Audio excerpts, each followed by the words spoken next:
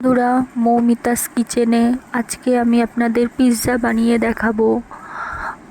প্রথমে টমেটোগুলোকে এইভাবে কেটে নিতে হবে। এবার পেঁয়াজগুলোকে সাইজ করে কেটে নিতে হবে। কেটে নিয়ে পেঁয়াজের ভেতরের খোলকগুলোকে একটা একটা করে আলাদা করতে হবে।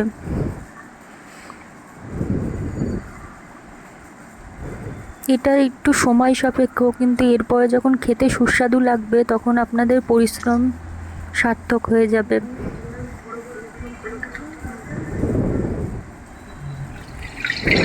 তারপরে কড়াইতে জল দিতে হবে।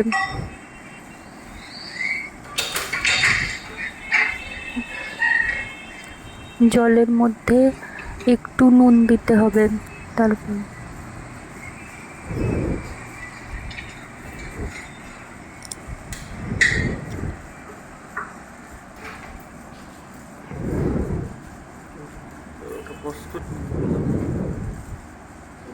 জলটা ফুটতে শুরু করছে।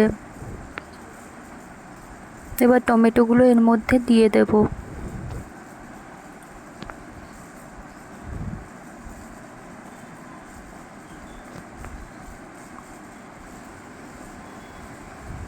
টমেটোগুলো পুরোপুরি সেদ্ধ করবেন না, একটু সেদ্ধ হলে তারপরে ঠান্ডা জলের মধ্যে টমেটোগুলোকে তুলে নিতে হবে।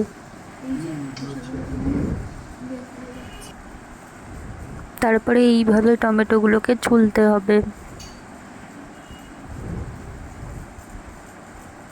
ঠান্ডা জল দিয়ে নাও। ঠান্ডা জলই দিয়ে নিয়েছি।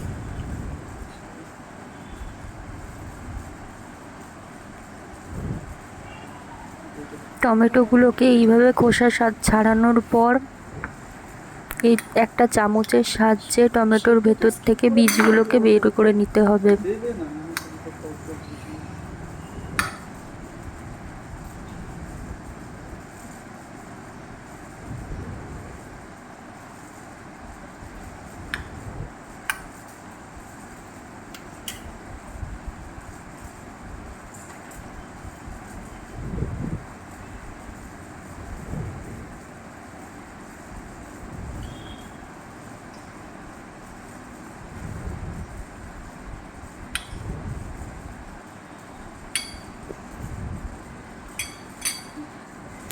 তারপর সেদ্ধ টমেটোগুলোকে ফেলবো না, না ধরো এখানে আরেকটা পাত্র কিছু এটার মধ্যেই দিয়ে দাও। এটা কিন্তু দিয়ে দিয়েছি। না না দিও দিয়ে দাও না। মিক্সার গ্রাইন্ডারে পেস্ট করে নিতে হবে।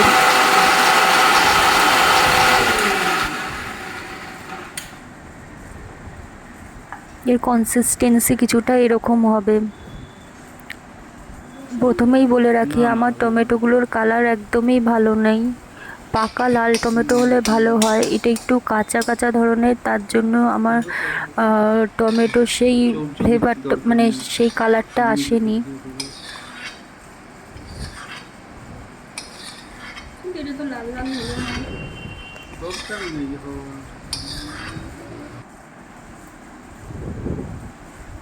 তারপরে ওর মধ্যে একটু গোলমরিচ, নুন, চিনি আর পিৎজা মিক্স দিতে হবে।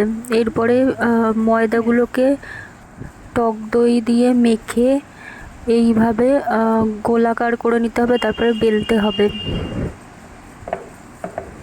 তুমি চিন্তা করো না, শোনো অতটাও অত হয়নি, গোল হয়নি। পিৎজার আকারে সুন্দরভাবে বেলে নিতে হবে।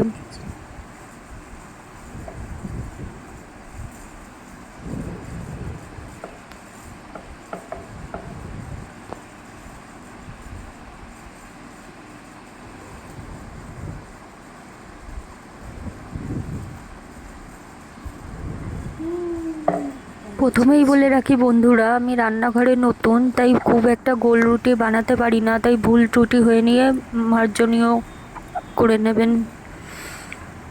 এর উপরে ক্যাপসিকাম, পেঁয়াজ দিয়ে গার্নিশিং করে তার উপরে চিজ ছড়িয়ে কড়াইতে একটা স্ট্যান্ড বসিয়ে তার মধ্যে একটু থালায় বাটার মাখিয়ে তার মধ্যে পিৎজাটা দিয়ে দেবেন। এরপরে ওপর থেকে চিলি ফ্লেক্স এইভাবে ছড়িয়ে দিতে হবে। তারপরে ঢাকা দিয়ে দিতে হবে।